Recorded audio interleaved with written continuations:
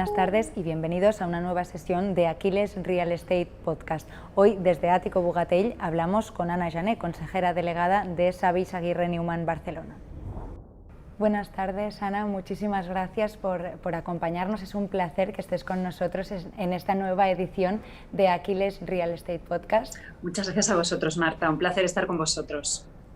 Igualmente, como sabéis, Savis Aguirre Newman es una de las principales empresas del sector inmobiliario y como tal tiene un gran conocimiento de este sector.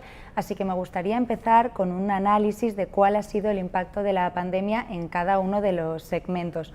Uno de los más afectados, sin duda, son las oficinas, especialmente por el incremento generalizado del teletrabajo. Ana, ¿cómo ha impactado la crisis sanitaria en este segmento? Y ahora que ya empezamos a ver un poco la luz al final del túnel, que parece que volvemos a la normalidad, ¿cómo serán estas nuevas oficinas? La verdad es que el mundo de las oficinas ahora mismo está en un momento apasionante de absoluta reinvención, que hasta la fecha solo los que nos dedicábamos al inmobiliario hablábamos de ello. Y ahora pues tenemos la fortuna de que profesionales de disciplinas tan diferentes como pueden ser sociólogos, psicólogos, tecnólogos, están opinando sobre cómo deben ser los espacios de trabajo con un doble objetivo. Para empezar, para que la empresa sea lo máximo de rentable posible, cumpla esta lógica aspiración y a la vez también que sus profesionales estén trabajando de una manera que les aporte bienestar, porque una cosa lleva a la otra y la otra a la una, ¿no? Muchas veces. Entonces, todos los que nos dedicamos al mundo de las oficinas estamos ahora enfocados a tratar de dilucidar qué podemos hacer para trabajar mejor a partir de ahora.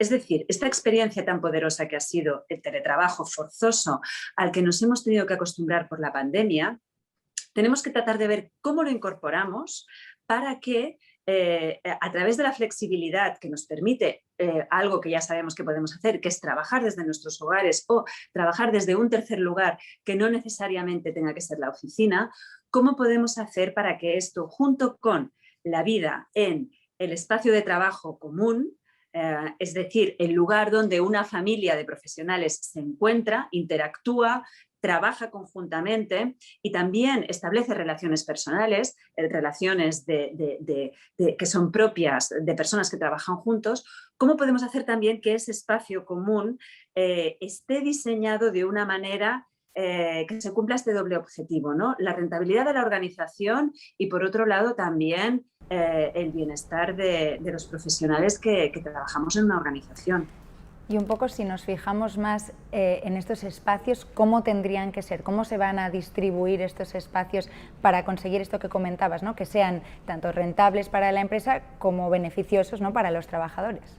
Aquí la clave, sobre todo, lo que se ha visto es que los espacios de trabajo, sobre todo la parte valiosa que aportan es la interacción que propician entre los profesionales que forman parte de una organización. Entonces, nuestros diseños ahora mismo ya están mucho más enfocados a que esto se produzca, a generar un flujo de comunicación para que el resultado de ese colectivo humano sea mejor que no trabajando aisladamente desde sus hogares a través de una pantalla, que también es una manera de trabajar útil, que estamos haciendo grandes aprendizajes. La curva de aprendizaje ya está avanzada, porque no trabajamos de la misma manera en teletrabajo al principio de la pandemia que ahora. Estamos aprendiendo a trabajar de esta otra manera, pero lo que hay un gran consenso es de que es difícilmente sustituible la interacción que se produce y el resultado fruto de esa interacción es difícilmente sustituible con un trabajo desde el hogar. Entonces tenemos que tratar de ver cómo compaginar todo esto para que el resultado sea óptimo. Entonces, disculpa, y por contestar a tu pregunta, los espacios de trabajo se tendrán que rediseñar en función de todo esto y lo que estamos viendo ya es que la tendencia de propiciar la interacción va a ser lo más importante. Otro de los segmentos más afectados también por la pandemia ha sido el retail. Durante este tiempo hemos visto varios locales vacíos, sobre todo en ejes secundarios o también en calles más dependientes del turismo. ¿Cuáles serían ahora las alternativas para estos espacios? Desde nuestro punto de vista, los ejes prime de las ciudades van a seguir siendo comerciales. Es decir, ahora estamos en una situación muy particular. Los comercios, algunos de ellos llevan cerrados muchos meses porque no han podido hacer su actividad. Ahora estamos reabriendo. Es cierto que hay muchísimos locales cerrados con carteles de inmobiliarias, pero nuestra sensación es que una vez alcancemos la inmunidad de grupo, retomemos nuestra vida social, muchos de estos comercios van a volver a estar llenos de actividad. Dicho esto en cuanto a los ejes, principalmente de las principales, o sea, los ejes prioritarios, pero ejes más secundarios o periféricos sí que empezamos a ver que quizá se tenga que pensar en una actividad que no sea necesariamente comercial. Y a ver, desde este punto de vista, entendemos que aquellas ciudades que sean capaces de ser más flexibles, de tratar de ver, ya que cuando se constate que esos espacios inmobiliarios no se llenan de ninguna actividad comercial, se tiene que tratar de ver qué otras actividades pueden ofrecer estos espacios, ¿no? Un espacio inmobiliario no puede estar vacío. Esto es propio de una ciudad sin dinamismo, es propio de una ciudad que no está respondiendo a las necesidades de su sociedad. Entonces, lo que tenemos que tratar es de explorar otros usos. Por ejemplo, en las principales ciudades, sobre todo Barcelona y Madrid, tenemos una escasez de vivienda. Quizá algunos de estos espacios, los que cumplan cédulas de habitabilidad, se podrían reconvertir a vivienda. También podrían ser actividades terciarias y, ¿por qué no?, también explorar la posibilidad de que sean almacenes para dar servicio a la última milla.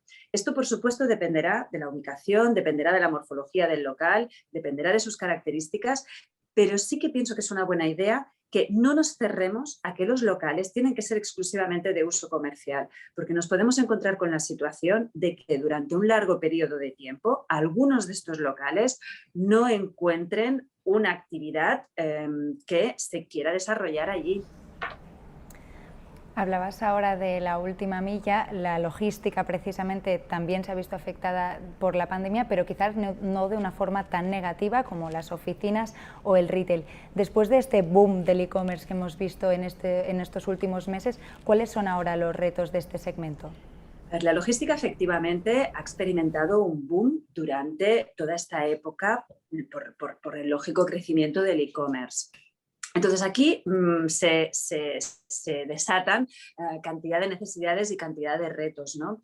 Para empezar, necesitamos más almacenes logísticos cerca de los núcleos urbanos que den servicio a este e-commerce. En el caso de Cataluña tenemos una gran escasez, los ratios de disponibilidad son prácticamente técnicos y tenemos que ver cómo podemos solventar esta situación que ya vamos tarde de alguna manera. Perdón. Y estos almacenes logísticos fuera de las principales ciudades, como decía, tienen que estar complementados con puntos dentro de los núcleos urbanos.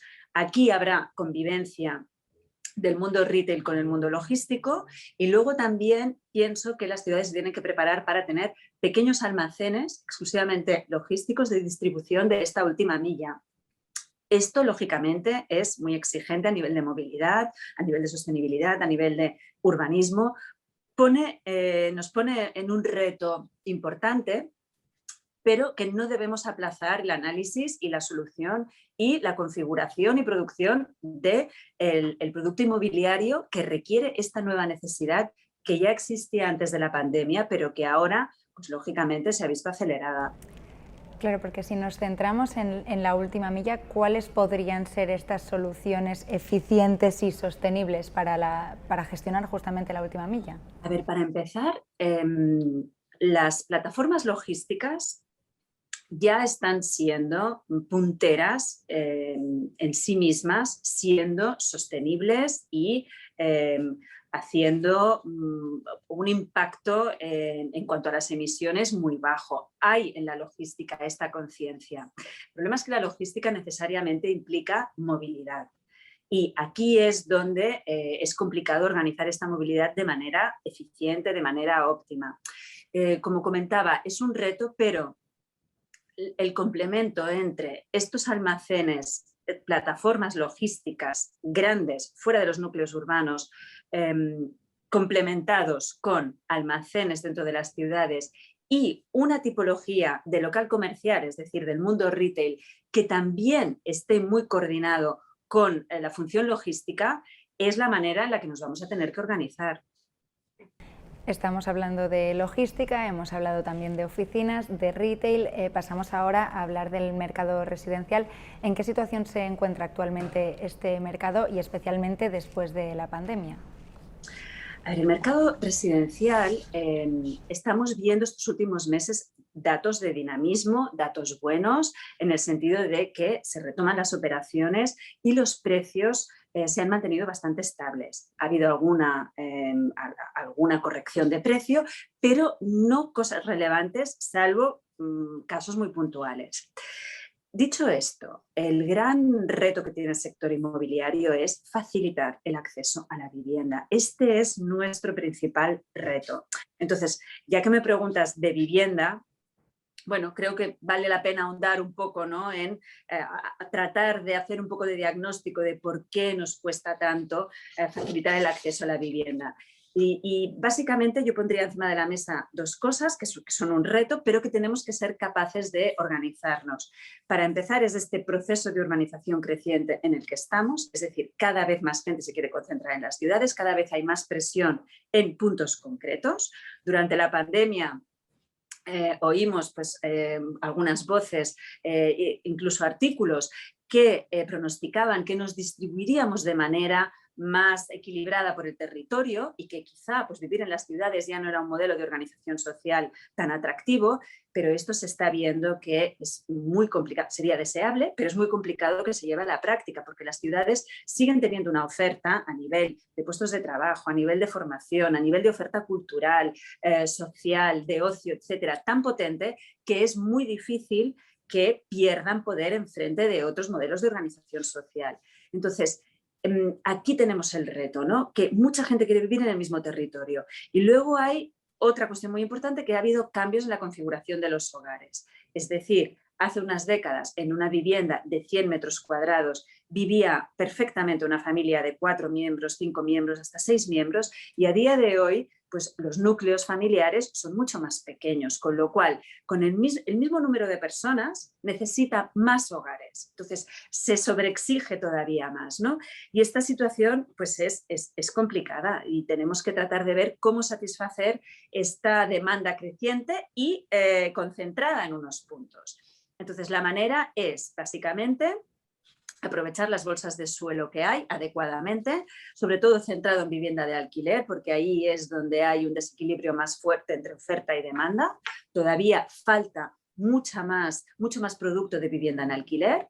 Y luego también lo que tendremos que hacer es, a través de la movilidad, tratar de ir ampliando estos núcleos urbanos que cada vez sean más grandes o conectados con otros núcleos urbanos, porque podemos desear que las cosas sean diferentes, pero el proceso de urbanización va a seguir imparable, según están pronosticando los principales urbanistas.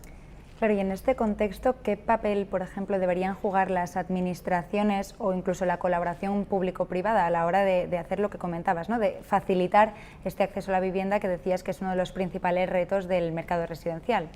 Bueno, el papel del sector público es crucial porque, como comentaba, el reto principal es vivienda en alquiler y a precios asequibles, preferentemente. O sea, más que, para hacerlo muy esquemático, la manera en la que deberíamos pensar nuestro mercado de alquiler debería ser vivienda social, que esto sí que cae a manos del sector público y que llevamos muchos años sin hacer una política decidida de vivienda pública en alquiler, porque la poca que se ha hecho ha sido en compra-venta. Luego estaría el mercado libre, que yo no soy partidaria de intervenirlo, porque las experiencias que ha habido en otras ciudades no han resuelto el problema. Y mi propuesta de por dónde creo que debe ir las soluciones entre estos dos mundos, articular un gran parque de vivienda, de alquiler, asequible. Y para hacerlo asequible necesariamente necesitamos al sector público. ¿Por qué? Pues para que aporte el suelo, para que aporte suelos públicos. Y el sector privado, que es más eficiente tanto promoviendo como gestionando este producto inmobiliario, debería ser el que hiciese la función de aportar el dinero, promover y gestionar. Entonces, no a todos los perfiles inmobiliarios les encaja esta operación. Necesitamos encontrar un inversor con visión a largo plazo, que sea adverso al riesgo, que tenga el objetivo de tener un flujo de rentas en el largo plazo, pero que tenga la tranquilidad de que no se van a interrumpir, y a cambio de todo esto, que esté dispuesto a obtener una rentabilidad baja, porque tiene que ser así, no se puede especular con este tipo de producto. Su rentabilidad debería ser deliberadamente baja a cambio de esta seguridad. Pero para ello es fundamental seguridad jurídica, marcos regulatorios estables y protección de este privado que va a hacer toda esta labor ante impagos y ante ocupaciones ilegales. Entonces, la solución, a mi modo de ver, del acceso a la vivienda pasa por articular este parque, que necesariamente tiene que ser en colaboración público-privada con todos estos condicionantes. Estábamos repasando ahora un poco el impacto de la pandemia en todos estos segmentos del mercado inmobiliario. Me gustaría hablar ahora también de las PropTech, aunque no sean un segmento propiamente dicho, pero ¿cómo ha evolucionado el ecosistema PropTech en estos últimos años y ya más concretamente también durante la pandemia? Este es un tema apasionante, la irrupción de las PropTech, porque para empezar estamos hablando de un sector, nuestro sector, el sector inmobiliario, que sobre todo en sus fases de físicas, de construcción, pues es prácticamente artesanal. Entonces, claro, las capas de tecnología lo eficientan muchísimo. Lo eficientan en cuanto a costes, en cuanto a cumplimiento de plazos, en cuanto a seguridad. Entonces, es fundamental la irrupción de las PropTech, ya no solo en el proceso constructivo, que a lo mejor es donde llama más la atención, sino en todas las fases de la cadena de valor inmobiliaria, porque, por ejemplo, en la gestión de activos también va a ser fundamental estas PropTech que nos ayudan a gestionar los inmuebles a través de una aplicación de una manera mucho más eficiente. Entonces, ahora estamos en un momento apasionante porque están saliendo muchas PropTech, porque detectan que nuestro sector está muy necesitado de esta eficientación, que había muy poca tecnología en nuestro sector, y el sector tradicional está haciendo un gran esfuerzo de incorporar todos estos avances mediante colaboraciones con PropTech o mediante simplemente siendo clientes, contratándolas, para incorporar todos estos avances, como decía, en todos los eslabones inmobiliarios. Entonces, bueno, es un momento profesionalmente muy bonito de vivir y que, vamos, estoy convencida de que va a hacernos un sector mucho mejor y que nos va a equiparar a industrias mucho más sofisticadas que la que teníamos nosotros hasta la fecha. Ya lo apuntabas ahora, ¿no? Pero ¿qué pueden aportar o qué están aportando ya las PropTech al mercado inmobiliario y también cuál debería ser su relación, que también comentabas ahora, con las grandes corporaciones? Sí, esto es muy interesante de ver, ¿no?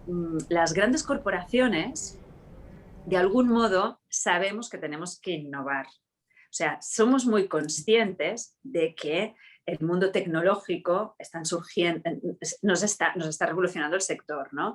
Para empezar, nos están saliendo competidores tecnológicos y también están saliendo muchas posibilidades dentro de las actividades que nosotros hacemos, que intuimos que incorporándolas nos va a hacer dar un mejor servicio o hacer un mejor producto inmobiliario.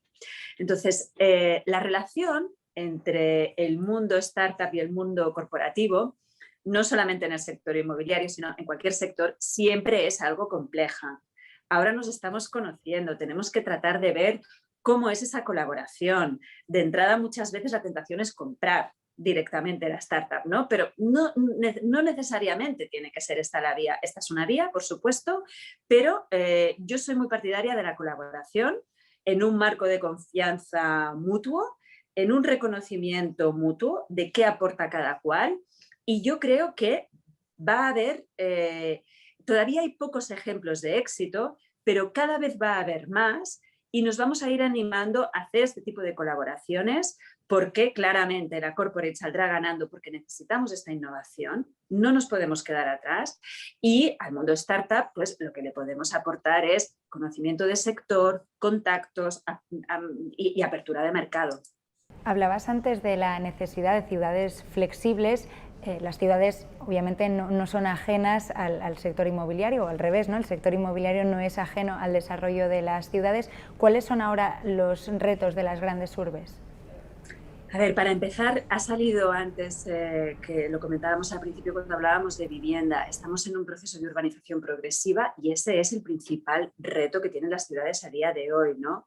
Cómo crecen de una manera sostenible, que aporte calidad de vida y que siga generando oportunidades, porque las ciudades atraen tanto a tanta población porque generan oportunidades. Entonces tenemos que tratar de ver cómo seguimos generando estas oportunidades y a la vez aportar calidad de vida. Entonces, desde este punto de vista, la pandemia yo creo que también nos ha puesto retos adicionales porque como comentábamos, ¿no? Estamos cambiando nuestra manera de trabajar, nuestra manera de comprar, también nuestra manera de movernos en ciertos aspectos también ha cambiado. Entonces, bueno, es un reto apasionante ahora mismo porque las ciudades están en transformación y para nuestro sector en especial, porque tenemos que ser capaces de proveer aquel producto inmobiliario que a día de hoy satisfaga unas necesidades que han cambiado. Y para ello necesitamos, no quiero dejar de decirlo, un urbanismo mucho más flexible que nos permita ser innovadores, ser más creativos con el producto inmobiliario que hacemos, porque quizá en hibridación de usos o quizá en cosas que hasta la fecha no se estaban haciendo porque el urbanismo nos constreñía, tendremos que empezar a explorarlas justamente para hacer mejores las ciudades y satisfacer mejor las necesidades de la ciudadanía. Claro, porque ¿qué sería exactamente este urbanismo flexible que comentas? No sé si nos podrías dar algún ejemplo. Sí, a ver, el urbanismo muy a menudo es legislación, entonces muy a menudo lo que hace es te limita el tipo de producto inmobiliario que puedes hacer. Y te puedo poner varios ejemplos. Uno ha salido ya, que me comentabas, ¿no? ¿Qué podemos hacer con estos locales que pueden quedar vacíos en un largo periodo de tiempo? Bueno, pues a día de hoy el urbanismo nos dice que solo pueden albergar comercial. Para que pudieran albergar vivienda o almacén de última milla o una sala de taquillas para e-commerce, por ejemplo, tiene que haber flexibilidad urbanística que a día de hoy no tenemos. Pongo otro ejemplo, vivienda. A día de hoy la vivienda está muy constreñida de cómo tiene que ser, pero están saliendo nuevas necesidades, el co-living, también puede haber determinadas promociones que quieran convivir con espacios de trabajo. Pues a día de hoy el urbanismo todo esto no lo permite y tenemos que entender que el urbanismo tendrá que cambiar si queremos satisfacer las necesidades de la sociedad, que es el objetivo que deben tener las ciudades y que debe tener, por tanto, el urbanismo. O sea, estamos en un momento en que las costuras están muy tensadas, pero yo pienso que con el dinamismo que estoy viendo del sector inmobiliario ahora mismo, vamos a tratar de encontrar las vías para que todos estos productos nuevos que se habla mucho de ellos, pero que hay pocos hechos justamente por estas limitaciones urbanísticas, yo quiero pensar que vamos a acabar encontrando la manera de que vean la luz. Volviendo al rol de las ciudades que comentábamos antes, ¿cuál debería ser el papel de estas ciudades en un contexto global? Las ciudades yo siempre las he visto como, lo comentaba un poco antes, ¿no? Como generadoras de oportunidades. Las ciudades nos tienen que permitir ser lo que queramos ser. Es un entorno muy diferente del mundo rural que también puede ser muy interesante, sobre todo para determinadas etapas vitales. Pero las ciudades, ahora mismo, sobre todo el reto desde mi punto de vista, va a ser cómo son capaces de ofrecer calidad de vida. Y la calidad de vida pasa por sostenibilidad, pasa por integrar la tecnología para poder funcionar mejor y ofrecer un mejor servicio a la ciudadanía. Y el tercer factor, que me lo he guardado para el final, pero que para mí es el más importante, que es la cohesión social. Las ciudades exitosas deben cuidar la cohesión social. Todo esto que estoy comentando, sostenibilidad, digitalización, cohesión social, al final también todo esto cuadra perfectamente con los postulados que nos está trasladando Europa, tanto para acceder a los fondos Next Generation. Básicamente estos serían los pilares: regeneración urbana que pase por todo esto, que posibilite la cohesión social, que posibilite más oportunidades, etc. Y también la Agenda 2030 de Naciones Unidas. Es decir, ahora mismo estamos en un momento en que la ruta está definida, sabemos hacia dónde tenemos que ir, pero aterrizarlo a las ciudades es lo complicado. Y aquí la manera de hacerlo será colaboración público-privada, un puente de diálogo muy potente entre estos dos mundos, porque ni el mundo público lo podrá tirar adelante por sí solo, ni el mundo privado, por supuesto.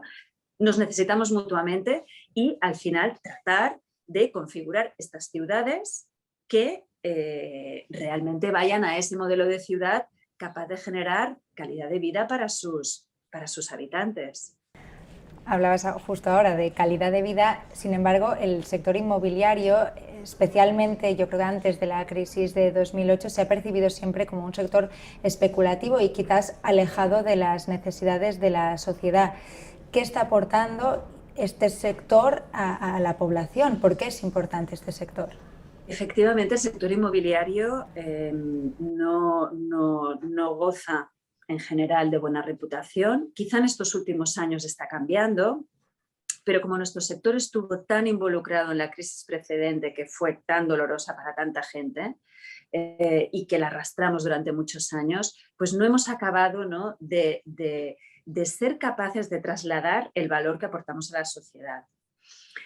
Yo quisiera decir que esta crisis, que fue muy dura para todos, pero en especial, lógicamente, para todos los profesionales del sector inmobiliario, para nuestro sector fue devastadora, hemos hecho un gran esfuerzo de profesionalización, de internacionalización, de incorporación de buenas prácticas, de manera que las empresas y los profesionales que sobrevivimos a todo aquello y que seguimos trabajando, hemos configurado un nuevo sector inmobiliario que tiene realmente vocación de resolver el problema de la vivienda, de configurar un parque de oficinas que sea capaz de atraer a las empresas que buscan sede en el sur de Europa y que, por tanto, generan puestos de trabajo, generan oportunidades, pagan impuestos y enriquecen el tejido empresarial y económico de una ciudad.